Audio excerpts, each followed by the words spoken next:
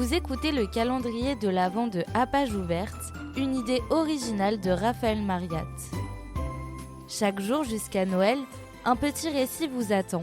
Je vous ai écrit 24 micro-fictions en partant d'une citation littéraire. Mes histoires s'éloignent du sujet original pour vous emmener ailleurs, juste un instant.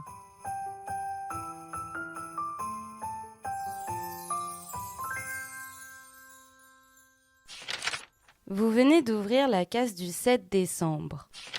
Dans Captive, Margaret Atwood écrivait « Il n'y a rien de pire qu'un imbécile instruit ». C'est ainsi que commence mon histoire de l'orthographe.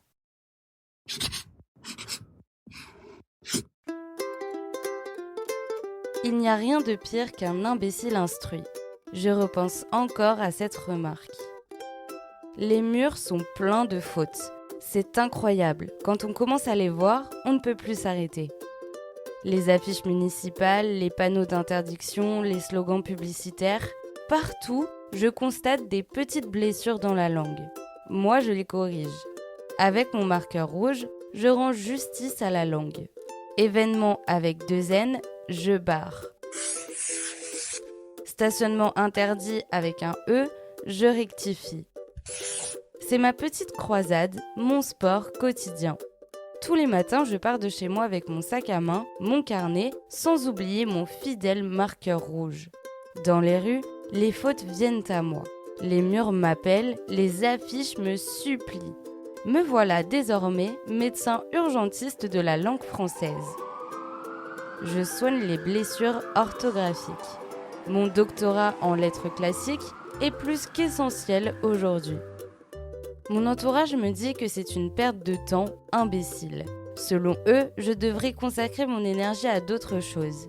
Il n'y a rien de pire qu'un imbécile instruit, me disent-ils. Mais je n'en fais qu'à ma tête. C'est plus fort que moi. Les corrections sont mes victoires.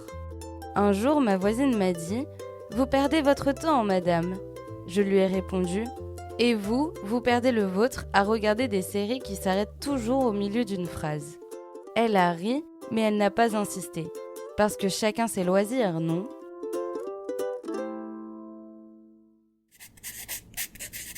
L'orthographe, c'est bien plus qu'une affaire de règles. C'est une manière de tenir le monde. Tout a une place précise. Les accords, les accents, les lettres.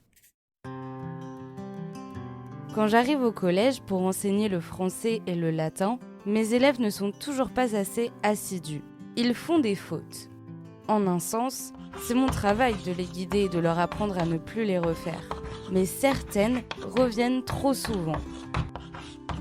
L'accent sur le A, le M devant le T, la conjugaison des verbes. Leur indifférence me choque. Est-ce que la langue française est importante pour ces jeunes ? Est-ce qu'écrire de travers ne les inquiète pas ? À chaque fois que je me confronte à leurs erreurs, je ressens des petites déchirures dans mon cerveau. Comment comprendre le monde si on ne sait pas le dire correctement ? Comment se défendre si on ne sait pas écrire ? J'ai toujours aimé enseigner la stylistique, parce que c'est là que la langue devient vivante. Je montre aux collégiens comment une phrase peut être plate ou vibrante selon le choix des mots ou le placement d'une virgule. Pour les éveiller, j'utilise des comparaisons de textes. Lequel vous parle ? Lequel vous fait sentir quelque chose ? Je veux leur faire comprendre que la langue n'est pas seulement une règle, mais une musique. Tel un prof de gymnastique, je les entraîne pour qu'ils se surpassent. Je leur fais écrire des petites scènes, puis je leur demande de les réécrire en changeant le rythme, en allongeant les phrases, en suivant des consignes grammaticales et surtout en se fiant à l'étymologie des mots. Certains râlent au fond de la classe, mais finalement, ils se concentrent tous et utilisent la stylistique comme leur propre art qui donne de la couleur à leurs pensées.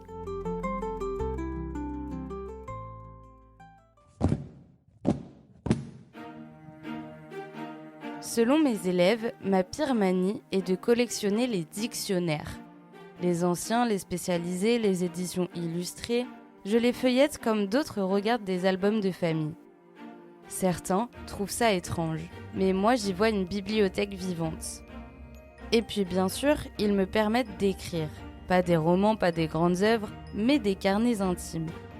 J'y consigne les fautes les plus cocasses que je rencontre dans la rue, comme un bijoutier qui taille ses pierres. J'y note aussi des phrases de mes élèves, des éclats de leurs textes, des trouvailles stylistiques qui me surprennent. Parce qu'il faut le dire, malgré leurs fautes, ils ont parfois une imagination qui me bouleverse.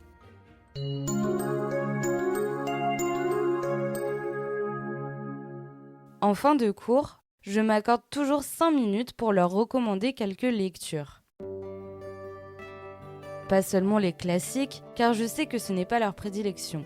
J'essaye de m'adapter à leur goût et à leur génération. Poésie, romans, nouvelles, je ratisse large. Le dernier livre qui a eu un certain succès chez mes 3e B est Les enfants sont rois de Delphine de Vigan. Entre l'enquête policière sur la disparition d'une petite fille et l'influence de la télé-réalité et des réseaux sociaux, ce roman est un bon compromis pour les jeunes. De retour chez moi, je m'attarde à mes autres occupations. J'allume la radio et j'écoute des émissions qui décryptent l'actualité. S'informer, c'est important. On ne peut pas vivre dans le monde sans chercher à le comprendre. Si on ne s'informe pas, on se laisse porter par les rumeurs, par les approximations, par les fautes de pensée. Et les fautes de pensée sont bien plus dangereuses que les fautes d'orthographe.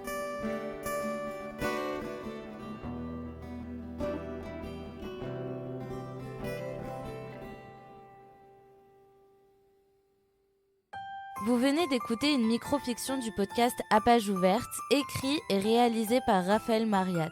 Pour plus d'épisodes, rendez-vous sur votre plateforme d'écoute préférée.